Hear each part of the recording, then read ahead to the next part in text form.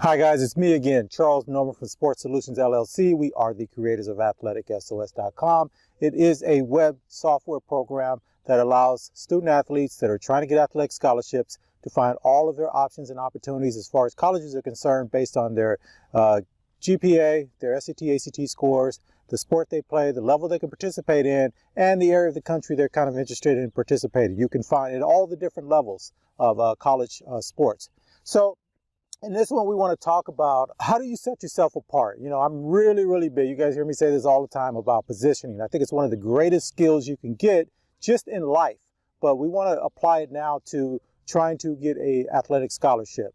And this is one of the biggest questions I get when I go out and I talk with the student athletes, not so much from the parents, which is surprising to me, but they don't understand this whole concept of positioning. It just feels kind of weary, kind of fuzzy language type stuff. So we're not going to go in my overall position on positioning.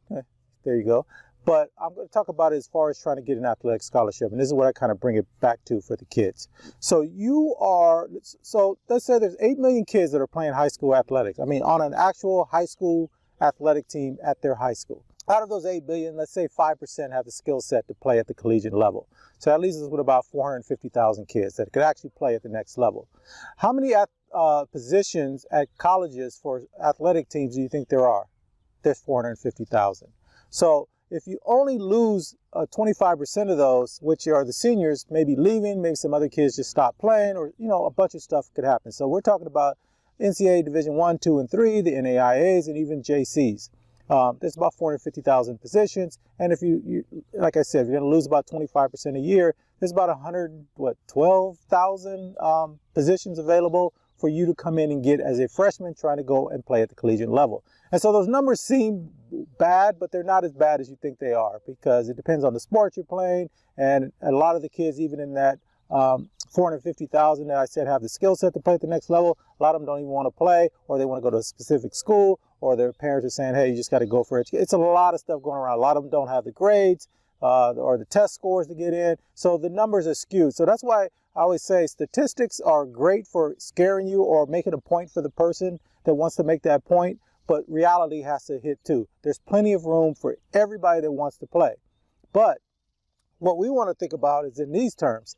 There's a coach, they're sitting there, it's you and there's another player, and they're trying to decide they only want one of them, or they can only take one of them. Who do I choose? And that's what we want to talk about here. So let's go over some of the basics, some of the things you should be just thinking about in general. So one of the ways that you set yourself apart is you can play multiple positions, right? So that's an easy one, right? I could be a cornerback, or I know how to play wide receiver. I can be the offensive guard, I could be an offensive tackle, I could be, so those are some of the ways you do it. So depending on the sport, you kind of know what I mean, especially if there's multiple positions available. And along the same lines, that two-way player thing is really important. Like I said, the wide receiver or the cornerback or the safety or whatever, you can play both of those. You understand the game is really what you're getting there. And so that's a great way to position yourself. The other way is I can play multiple ways. And what I mean by that is I can play the long game. I can play, quick. Let's just say I'm a basketball player. I can play a slow down game, set up. We're going to run through our progressions. We're going to, set these plays up and all that. And I can play fast break basketball. You want to play fast break, shoot to three, get to the basket. We want to be defensive oriented. We're going to trap here and do that. I got the quickness, the speed, the athleticism to do all of that. So those are the other ways. And you kind of set yourself apart because I can use you when I want to change things up, and I can use you as kind of my star player. So that's one way. I'm very easy to slot in, that I can fit no matter what's going on. And that helps you a lot in case the coach leaves. You'll be asked to stay because you can adapt to whatever's going on. So there's one for you that you've got that skill set down pat. What's another one? I call this the chameleon. And this is where you're a really pretty good athlete here, and you can go back now and use Athletic SOS and go in and find the schools that you're interested in, and then who are their star players? Can you be a chameleon of that star player? Because that coach is looking for the next version of that. So I always love the chameleon piece because it is one of the things that nobody really thinks about. And it's a great way for you to be able to get yourself in at a star role on that team. So just go and pay attention. There's some kid on that team, and there's a couple of kids that are sort of the stars for that team, and that's a great way for you to go. And you can just have a great time. If you can be a mimic of that player, you're gonna get there. And then go back a few years and watch some of their games from the previous years. Maybe the star player was a different type of player those years before, but that coach is signaling to you, this is what I look for my team. This is what makes me feel comfortable for my team. Okay, and then the next one is, and this is one you want to be really careful with, and it is the great student, because it's really important for most colleges now, especially the NCAA schools, and NAIA are the same way. They need to keep the team GPA up, and if you're a great student and you're a great athlete, you trump that other kid if they're not necessarily. And the team doesn't have to worry about trying to follow you around and keep on top of you about your grades and your homework and your tests and all of that kind of stuff. It's just an easier transition. And the reason I want to put a caveat on that is that sometimes colleges will bring you on with no plans to play you because you have the great grades. They're gonna give you a scholarship position, and you're gonna sit there and you're gonna ride the bench for the next 4 years. And so you want to be very, very careful with that one. That can cause you some problems. And that's the same thing with being just a good kid overall, or being a kid that they're bringing on because you have a certain skill set that they want to practice against because another team in their conference has that player has that same skill set at a higher level than you, and they want to be able to practice against that. You know, you're a really long rangy player, or you're a super quick small player, or you whatever it is. You want to make sure that they're not bringing you on for the wrong reason. And I hate to say it, but that happens quite a bit. Okay, and another one that's really could make a big difference for you is that you play multiple sports. So this is a big one for a lot of the schools. If you can play, you know, football or a winter sport or a fall sport, but you also can play a spring sport, baseball, or you run track or something like that, that makes you dual purpose for the athletic program overall. So this can make a big difference from the front office. They're like, oh, this kid can do this and they can do that. And so that's a great one. But let's take it another level up. There are some sports called emerging sports. NCAA has them, NAIA has them, and I'm going to put them, some of those sports down in the bottom section here in the description section below the video. And so if you can play one of those, that's where we're going to the next level. And this is what I want you guys to be thinking past what everybody else. Some of the other stuff that I just talked about, everybody's kind of thinking in that way, or most people should be thinking in that way. But an emerging sport basically is a sport that needs to get a set number. It's coming up. Triathlon is one of those types of sports. It's one of those sports that is trying to become a official college level NCAA or NAIA level sport that is going to stick around. And so I think they get a set number of years. I don't know if it's 7 years or 9, whatever it is, a certain number of years to get a certain number of schools and a certain number of teams. And then once they do that, then the NCAA or the NAIA will start creating championship opportunities for that sport, and it stays around. And so I know triathlon is one of them, and I'll put the rest of them down the bottom, and you can see those. But that's where I always like to talk about you just being a step ahead. Does that make sense? Positioning is a way of you putting yourself somewhere where no one else even thought that was coming, because you can see the possibilities there. And it's interesting with the multiple sports. Like for my daughter, she played basketball, and so when she was younger, we played softball, we played volleyball. She was pretty good at sports, but a lot of those sports created a lot of you really had to give all in because you were on a team. And so what I ended up doing with her when she got into the 8th grade, I took her just on a whim. I just took her out for tennis, and she was really good at it. There was something in our city that the person who charges for tennis normally was doing something for the summer, and I took her over there, and my daughter really was good at tennis. She was a natural at tennis. And so the guy gave her some lessons and stuff, and we weren't able to keep up with it the way we wanted, because at some point in 9th grade, 10th grade, we had to start making decisions, right? You can't do everything all of the time. And so we ended up kind of dropping it, but her way of playing basketball changed because of tennis, because it was a sport where you're picking spots and you're putting spin on the ball, and so she was able to start making passes around people, and the ball would hit the ground and spin this way or that way. Just her game picked up because she had learned how to do top spins and move and get into position and take little teeny tiny steps and then stop and change direction and all that kind of stuff. And it fits basketball just as well as it does tennis. And it could be the same thing with volleyball. So that's another way to think of things. And then finally, the one that I wanted to put on there was that you start to get into sports. And I'm going to actually put a list of all the other sports because we know the top maybe 10 sports that most people play, but there's a bunch of other, I call them Olympic type sports that we don't really talk about a lot, but it makes you more interesting as a athlete coming to a school. And if that school has that sport, so let's say something like archery or bowling or rowing or something that's just a little bit off kilter, and I'll put a list of those down below too. The reason I don't put them in the video now is because things change and I don't hate to go back and have to take something in and out of the video. So this is the easiest way for me to do these videos where I'm just sitting and I'm talking to you guys and I don't have to worry about trying to add stuff and becoming this video master. I know I'm in the technical world, so why would that be a big deal? Because it's a bit of a hassle. So I'm going to put that stuff down below. So that's another way of you doing it. And the reason I like this idea is that when you're talking to the coach or you're saying something about who you are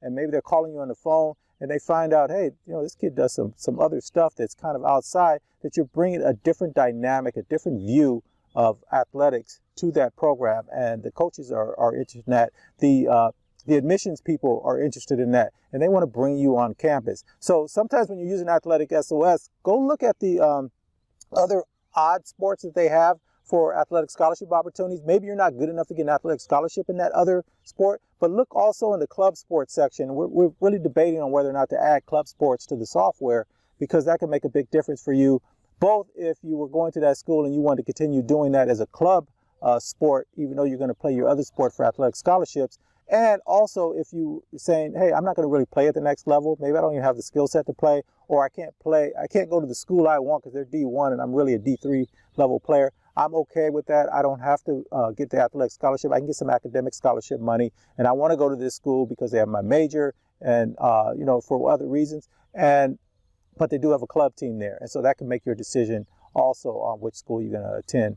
And then finally, the other reason that you could get this scholarship is if you go to the school that you have some family member that was alumni. And this is another one I want you to be careful with because it could be a way for them to get you in easier, but they have no plans of playing you on the field. Now, and the other thing with the alumni thing is, one of the things that you guys have to remember about colleges, they want, especially private schools, they want you to come to their school and they want you to graduate.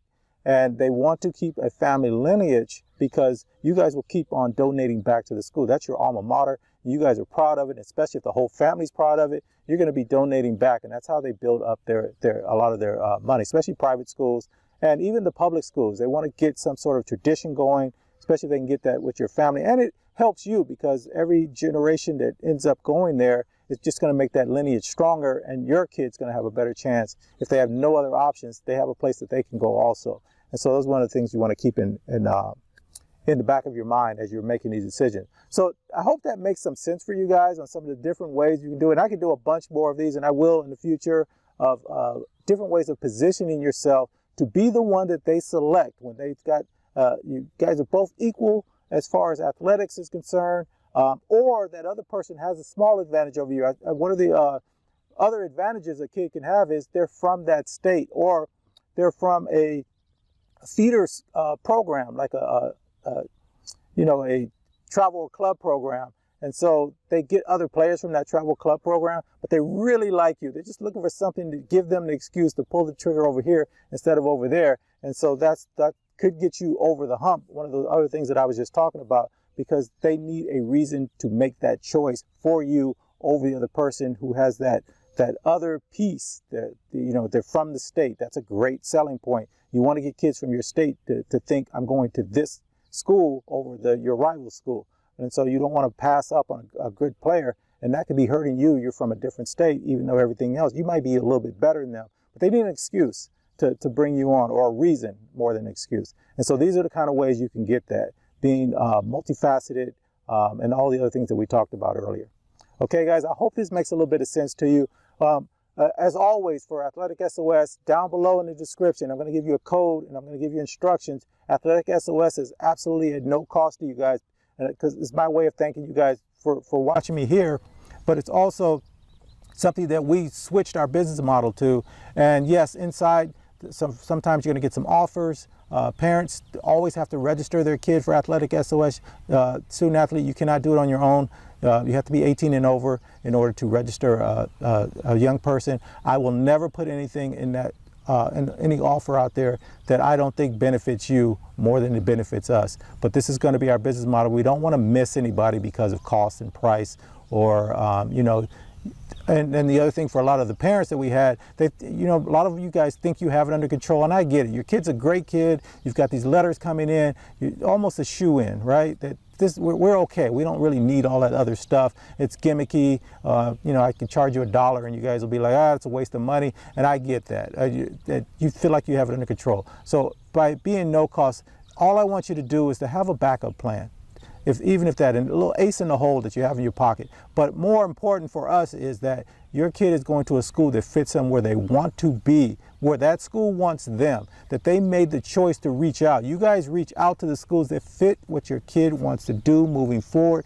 And that's part of positioning. You're trying to position for what happens after college. What happens while they're at college? Are they enjoying it? Is it in the right area? Is it the right atmosphere? Then does it have their major? Obviously, you guys are going to look at that. But what kind of, do they win? Do they, you know, just all of these different things that can make the college experience more meaningful to your kid, and they get to play at the next level, because I don't care what you guys say, you do not know all of your options and opportunities. And then the other one that really catches a lot of kids is they don't even have the academic wherewithal to go to that school that's sending you those letters, because no one's checked yet. So at least you can check and make sure you're in great shape, not just good shape, to be able to attend that school. Yeah, your kid has straight A's and they're, you know, great. I get it. You guys have done what you're supposed to do, but the software doesn't cost you anything. It doesn't hurt to go and check, and it doesn't hurt to know what are your other options in case you get stuck somewhere down the line. And it happens every single year to thousands and thousands and thousands of kids. They thought they had it set and something went wrong. They weren't the one that was selected. You thought you had it in the bag, and you don't even know what to do next. You're kind of stuck, and you try to go back and catch some of those other schools that had the letters, but you kind of ignored a little bit. Now they've already filled their spots up, and things are starting to tighten up on you. And you want to know, hey, we've got these other 10 schools here, or 20 schools, or whatever it is. Let's go and reach out again to these other options. And so that's where we want you to be. All right, guys, as always, best of luck to you. And if there's any questions or any ideas you guys have below that are above what I just talked about, go ahead and put them below so the other people that come to the video can see some of the other ideas that I did not throw out. And I'll do some more of these videos. And don't forget, look down below. You got the code, you got the instructions. You can use Athletic SOS at absolutely no cost. And I'll even put a video down there, a link to the video that will kind of show you what Athletic SOS is. A lot of you guys come here and you hear, you know, what I'm saying. You're like, well, what is this thing? And so I'll put a video down there so you guys can take a look at that. All right, talk to you guys later. Thanks a lot. Bye.